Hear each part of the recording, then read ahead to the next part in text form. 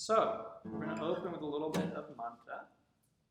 And mantra has always been a big part of the yoga tradition.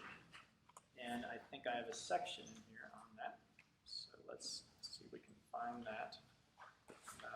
Yoga chanting, there we go. So, well, we'll come to that when we get to the saha now. So let's just go ahead and start. So the words are printed for you on your handout there. Like I said, I don't usually know exactly which mantras I'm going to do. All the music will do, the music has been written by me. The words obviously aren't. The words are ancient, but the music I've written.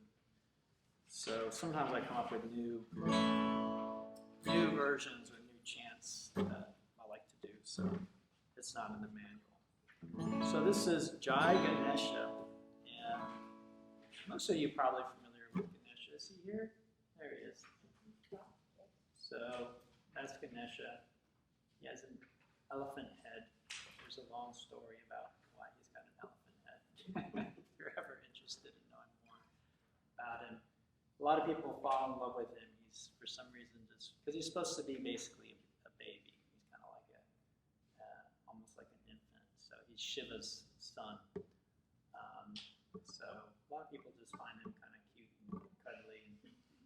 So he's the mover, or some people say remover, but that's not really accurate. He's the mover of obstacles.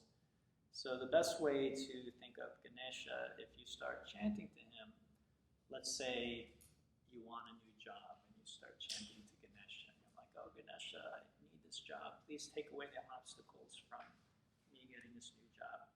And then you don't get the job. In fact, it goes the opposite way. And you're like, Ganesha, what happened? I was chanting to you. Well, he moves obstacles. He's more concerned with your spiritual development than, again, whether or not you're happy in your job or not. So if you have a lesson to learn from not getting a job, from not getting a relationship, from not achieving your goal, then he is going to place obstacles in your way, not remove them from your path. So it's worth keeping in mind that if you're chanting to Ganesha for something, it's not happening, you want to start again looking inside. That's where the answers are for a yogi. Okay, that's really the big difference between being a yogi and having a normal perspective. Normal perspective, I didn't get that job because that person did this and that. It's so unfair. That's normal thinking. Okay, that's conventional thinking. Why do we need yoga if we're going to think that way? Okay, the yogic perspective is, what do I need to learn from this? Okay, this has happened several times now. What do I need to learn? What do I need to see that I'm not seeing? Okay, so keep that in mind. So we're chanting to Ganesha because we're obviously hoping that he will remove the obstacles from our time together going smoothly and us learning what we need to learn and all that. So the words are Jai, which means victory. Ganesha is his name. And then the second part is Om Gam Ganapataye Namaha. So Om is Om. I think every yogi knows that. Gam is Ganesha's seed sound. And so seed sounds are Shakti. They're energy. And so all of the Devas, and the best way to think of a Deva, sometimes they're called gods. I mean, it's not inaccurate to say that. The best way to really think of the Devas is more like Christian angels. So they're like these beings, these angelic beings. And sometimes within the yogic tradition, in a certain part of India or a certain village or in certain traditions, like the Vaishnavites take Vishnu and all of his avatars and they raise that Deva up and they say, no, Vishnu is the ultimate. Vishnu is God in the sense that a Christian person might see, the Almighty God.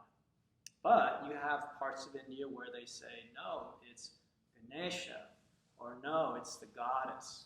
Okay, so That's very often a local thing or a tradition if you're within a certain tradition. If you're a Shaivite, then it's Shiva represents that. If you're a Vaishnavite, then it's Vishnu. So they all have Shakti. They all have a word. And so if you're someone who likes to do Bija or, Japa Mala at home, you've got the beads, right? You like to do Japa Mala. A nice way to do Japa Mala, instead of being like, Om Gam Ganapataye Namaha, Om Gam Ganapataye Namaha, Om Gam Ganapataye Namaha, Om Gam, oh my God, I have to do 108 of these? Like, you can use the seed sound, the Shakti, Gum, Gum, Gum, Gum, Gum, and it's that energy. And you can actually feel it in your body if you start really paying attention. Those sounds, they're usually short and powerful.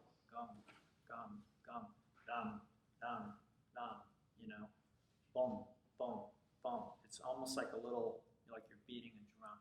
Okay, so Om Gam Ganapataye is another name for Ganesha, and then Namaha. And Namaha just basically means like pay respect